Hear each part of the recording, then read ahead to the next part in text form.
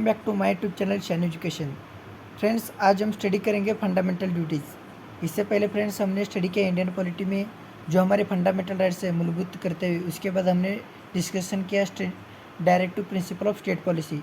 आज हम डिस्कस करेंगे फंडामेंटल ड्यूटीज़। ये हमारे कॉन्स्टिट्यूशन में पार्ट 4 में आता है 4A, और ये ओरिजिनल फंडामेंटल ड्यूटी है, कॉन्स्टिट्यूशन में नहीं था। ये बाद में कॉन्स्टिट्यूशनल अमेंडमेंट करके ऐड किया गया है। जो हमने फंडामेंटल राइट और डीपीएस पे डिस्कस किए थे उस वीडियो का लिंक आप इस वीडियो के डिस्क्रिप्शन में चेक कीजिए।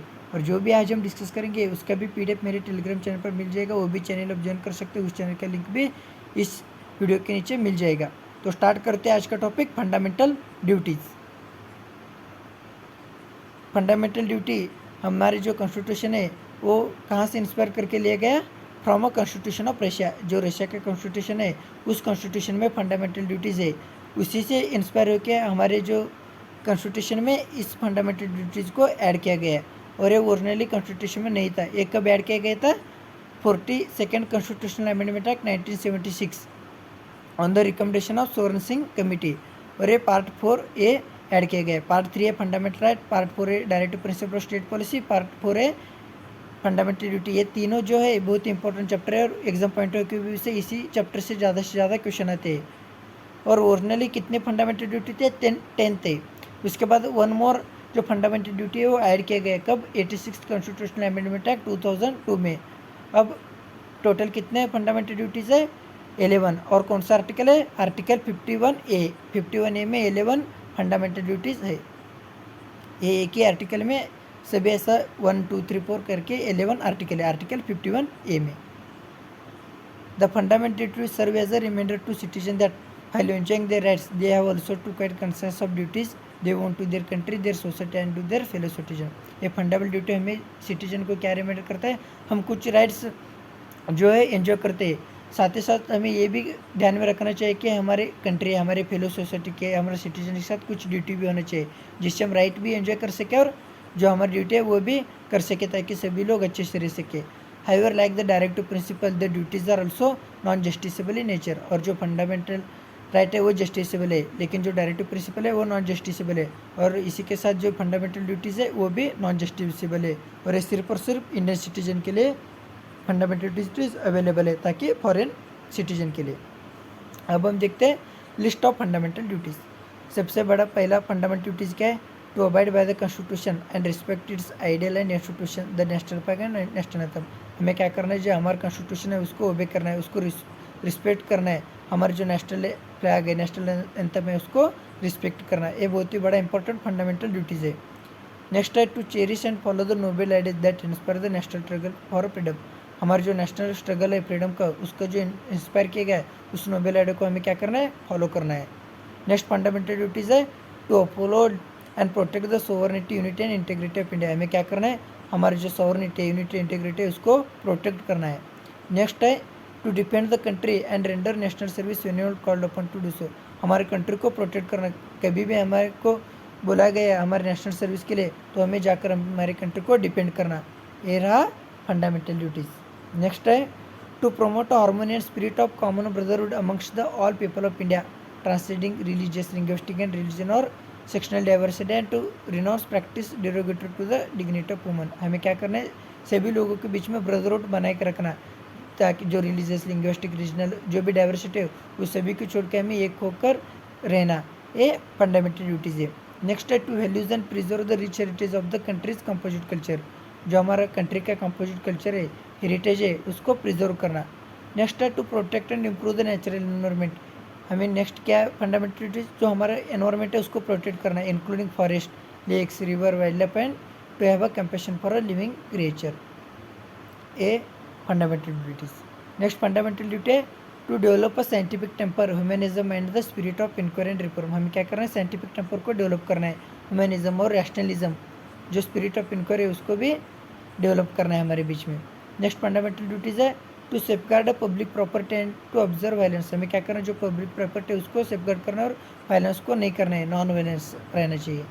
नेक्स्ट है to strive towards excellence in all sphere of individual and collective activity so that the nation constantly rise to higher levels of endeavour and achievement. हमें क्या करना है? सभी हमारा जो इंडिविजुअल का डेवलपमेंट करना ऑल ओवर, तो क्या रहा, हमारा जो नेशन है उसका अच्छी तरह से जो डेवलपमेंट हो चुका है और हम कुछ गोल्स अचीव कर सके।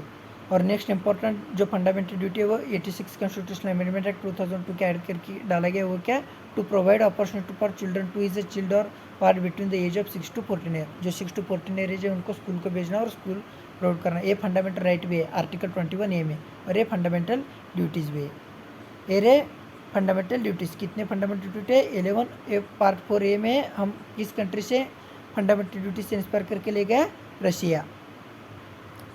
अब हम देखते हैं importance of fundamental duties part 4A।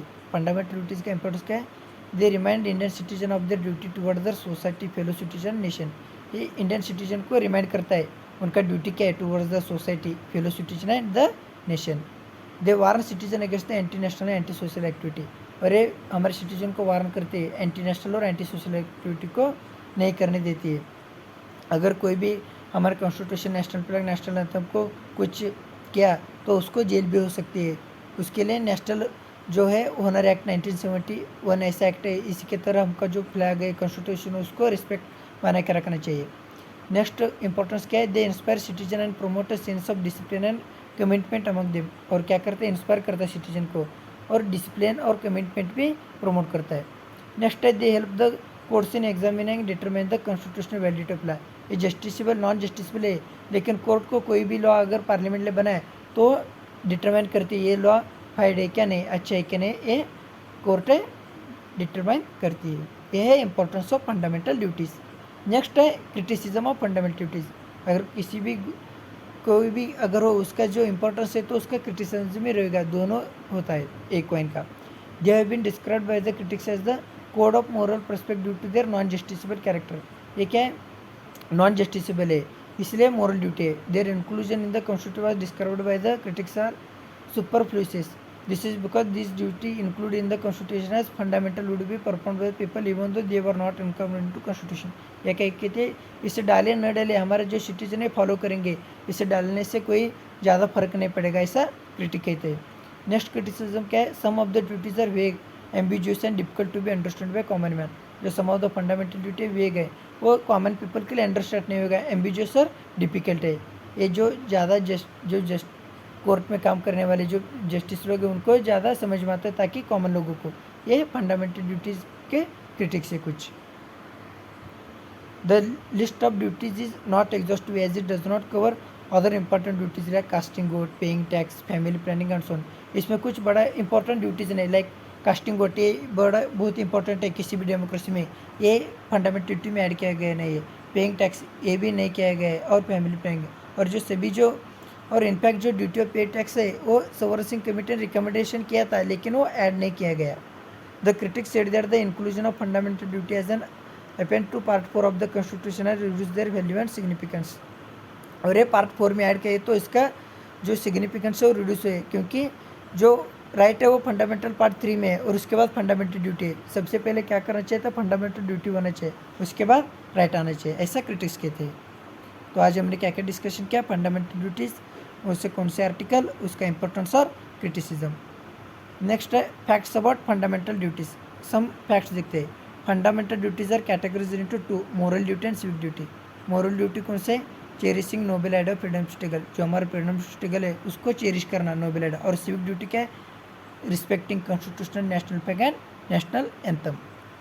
They essentially contain just a codification of task integral the Indian way of life. ये है facts about fundamental duties. The fundamental duties are confined to the Indian citizen only and does not extend to foreigner unlike a few fundamental rights. और fundamental duties है सिर्फ और सिर्फ Indian citizen के लिए, ताकि फॉरेनर के लिए। They are also non justifiable similar to DPSP। There is a no legal sanction against their violation, और इसका वायलेशन हो तो नो, उसके लिए कोई लीगल सैंक्शन नहीं है। Thank you friends, please subscribe shine education.